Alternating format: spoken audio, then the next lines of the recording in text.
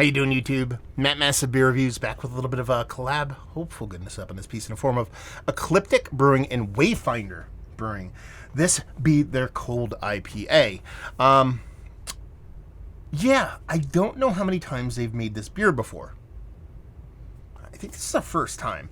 And it's kind of a weird beer to review because right before I got this in the mail from Ecliptic, they're the ones that sent it off, full disclosure, I saw an article, I forget where it was, Beer and Brewing Magazine, All About Beer Brewing, or All About Beer Magazine, something like that, about them kind of, and by them I mean Ecliptic and Wayfinder, kind of kickstarting this cold IPA trend. And they talk about the process behind it, which is essentially just brewing IPA with a lager yeast at not as cold as temperatures as they typically do lends itself into being a bit more of a crispy kind of beer. But I already have had cold IPAs from Hop Butcher. And I was kind of curious about the process. I never actually reached out to Jude or Jeremiah from Hop Butcher. But it was just weird to see an article saying that these guys created this kind of cold IPA thing when I've had them before. It was just very, very weird. Unless they're different processes.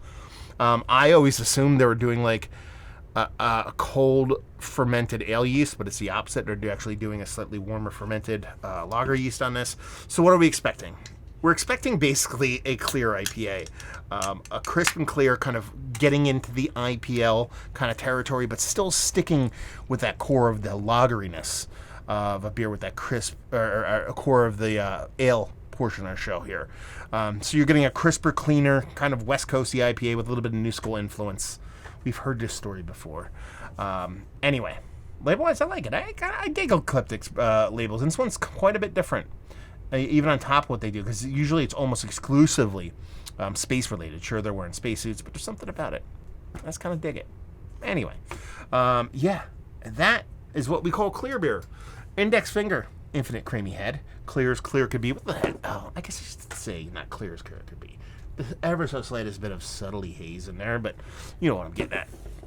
So, let's just jump into the nose.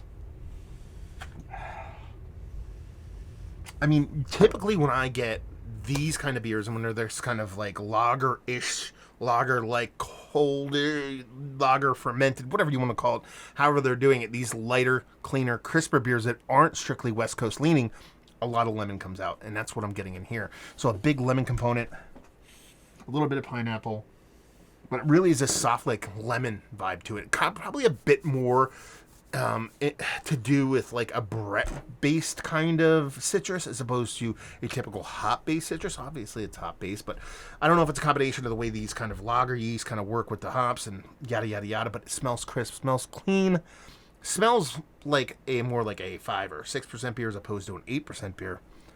We're just going to dive in. Cheers.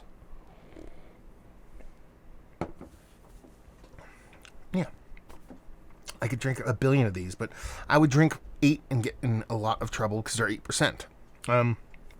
Crisp, clean, lemon lime, pineapple, lemon lime, grapefruit, pineapple kind of combination. This burst of those citrus flavors. Very nice, very sweet, but yet rindy with a little bit of pithiness, so it's not all sweet on sweet on sweet. There's a bittering, but it definitely leans in heavily in a rindy slash bittering, or rindy slash pithy kind of combination. It's not just all rindy. There is that little bit of soft kind of pithy portion of the show here. I mean, super clean, super crisp. I mean, you're drinking like ultra squeaky clean, well-made beer. And honestly, you see it coming from a mile away if you watch my channel. It's the ABV here where I'm really going to get hung up on. Not that the flavor isn't impactful enough to warrant that ABV level. There's a big pop to this beer. It's not subtle. It's not gentle. It's giving you a decent pop. But when you get to these crispy, ultra drinkable beers,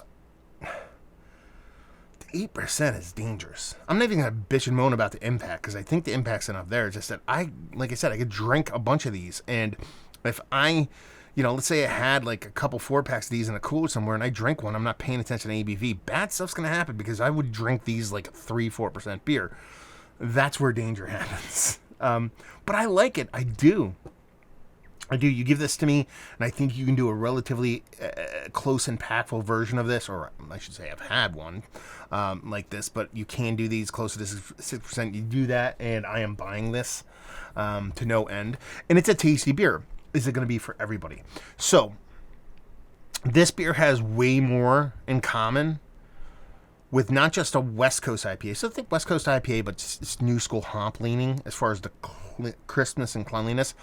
Has a lot to do, or a lot in common with brute beers, in that how crisp and clean and well made it is. Sure, it's a little bit sweeter. That's probably the biggest difference here, but that's also the main reason why beers exists.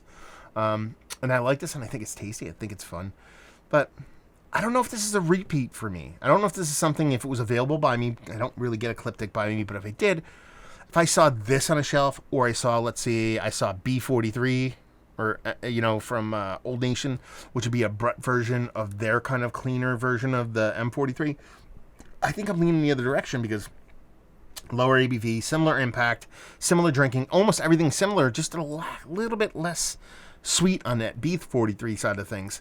And that's kind of where I like my beers to lean. But there's no ifs, ands, or buts about it. It's a really tasty beer. I really do like these cold IPAs. Like I said, I think this is about the third or fourth one I've had. All the other ones came from Hop Butcher. And the ones that I've had from them, they're all Wave something, I believe. I forget what they were called. They're all water-based kind of themes. Those are epically fantastic. I enjoyed the crap out of those. So I like this style. I like this process. But like I said, if it's similar to anything, for me, it's very close to brute beers, and I know a lot of people don't like them. So I think this is a very much kind of a polarizing thing that people either like or don't like. Let's talk about it. It's one of the better IPAs, period, that I've had as like double IPAs. This is double IPA, 8%. Absolutely, it's in the conversation. It's not Mount Rushmore status, but it's tasty AF, and I'm going to drink this whole thing. Value and availability, no idea. It's Ecliptic. They get decent distribution, and I assume their price points are pretty good. From what I've seen in the past, they are. And leave you with, if you like what we like this beer. If you like West Coast IPA, but you want a ton of New England style influence in your beers, you like them crisp, clean, and chuggable, and you're not afraid of a little bit of ABV, then you will definitely dig this sucker. So there you go. Beer review in the books. Hopefully you guys enjoyed it. Down there if you want to talk about it. Massive Beers if you want to check me out doing the social media stuff. Beer Messy if you want to check me out doing the whole podcasting thing. And hopefully you guys enjoyed the review. Hopefully you're enjoying a little bit of Ecliptic and or Wayfinder. Is it Wayfinder? Did I remember? I did. Oh. I'm going to say the wrong name of the brewery. Sometimes I get stuff. I'm lucky. Hopefully see you next time. Cheers.